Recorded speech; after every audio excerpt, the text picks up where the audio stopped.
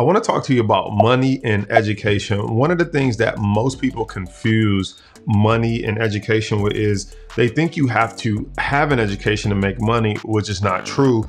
But it's also confusing from the reverse. They think because you have money, why should you keep learning? Why should you keep going to school or getting education? Well, I'm going to break down why I continued to get my degree even after I was making hundreds of thousands of dollars in the stock market. Let's get into it. Am I ready? Let's talk about money. So let's talk about the myth. Do you need education in order to make money? Not necessarily, but should you stop learning just because you started making money? Well, my answer is gonna be no, and I'm just gonna tell you based on my personal experience why I believe this. So one of the things that I learned early on is when I made a lot of money, I started day trading and I dropped out of school. So I dropped out of school and I thought, why would I ever go back to school? I'm making money, everything is good. Well, much like the year of 2020 when the pandemic hit and people might have lost their jobs, been laid off, you never know what's coming down the road in your future. And for me back then, what I didn't know that was coming down the road was that I would eventually lose a large portion or all of my money and owe a huge tax bill. And I would end up having to go back to work and get a job. So what happened was when I had to go back to work and get a job, the best job that I was qualified for was to be a cell phone sales rep inside of a mall here in Michigan, inside of Detroit, Michigan.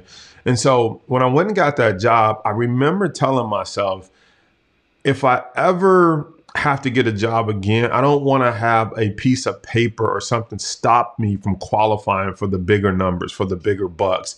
And so when I determined that you needed the paper to get at least qualified for a bigger job, it no longer became about school. It became about what I like to call raising my floor. And so this is a concept that I created. Maybe if you've ever heard it somewhere else before, I've never heard it somewhere else before, but I called it raising my floor. And what this simply means is if I ever got knocked down in life, if I ever got a pandemic hit, if I ever got laid off, if something happened where I had to go get a job, I said, I want the minimum job that I should be able to quote unquote qualify for to be $100,000 or $80,000 or $75,000. I didn't want to have to go all the way back down to a minimum wage type earnings because I didn't have a piece of paper. And so to me, that paper was less about will I use it or will I not use it? It was more about I have it in my back pocket. And so that my floor of a job that I would be able to get would be $75,000, $80,000 to $100,000. Now, I think the same way in life when it comes to money.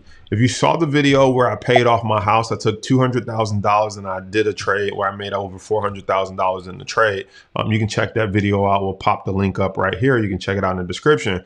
But what I ended up doing was taking the proceeds from that trade and I ended up paying off our lake house here in Michigan. And some people might look at that and say, well, if you can make so much money in the stock market, why would you pay off your house? Well, it's like I told you from previous life experience, I'm always about raising my floor. You see, if I ever lost all my money in the stock market or any of my businesses weren't doing good, I like to know that if I got knocked down and I fell to the floor, my worst case scenario would be living in a lake house on Michigan. I wouldn't be worried about how to pay my mortgage. I wouldn't be worried about, is the bank coming to take the house? Where's my family going to live? How embarrassing is that going to be if something goes wrong? If something goes completely wrong, I'll be embarrassed with my feet up in the back on the lake. Why? Because I raised my floor and I know that I can do just about anything to make enough money to pay taxes to keep the taxes paid and keep the lights and electricity on. So that's what I wanted to share with you when you think about should you get education or should you not? Should you continue to learn? I want you to think about how can you raise your floor? And damn, the DHL guy came and he messed me up, but I'll be right back and we're gonna talk about raising your floor. That's what messed me up. I had to go get the DHL box. This is actually the Hublot. Let's turn this into a Hublot video. Hold on. Should you get education? Yes. We'll be back to that in one moment. It's in here. Oh.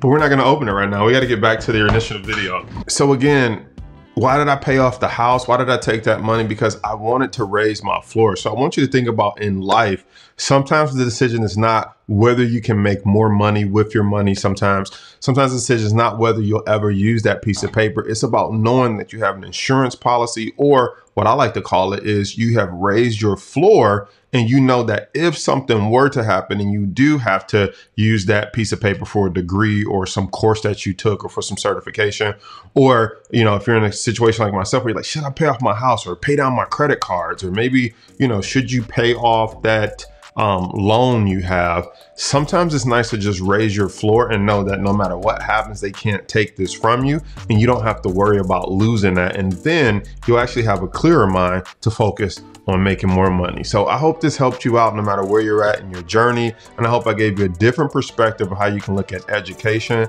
and money and their relationship or lack thereof. I'll see you on the next video.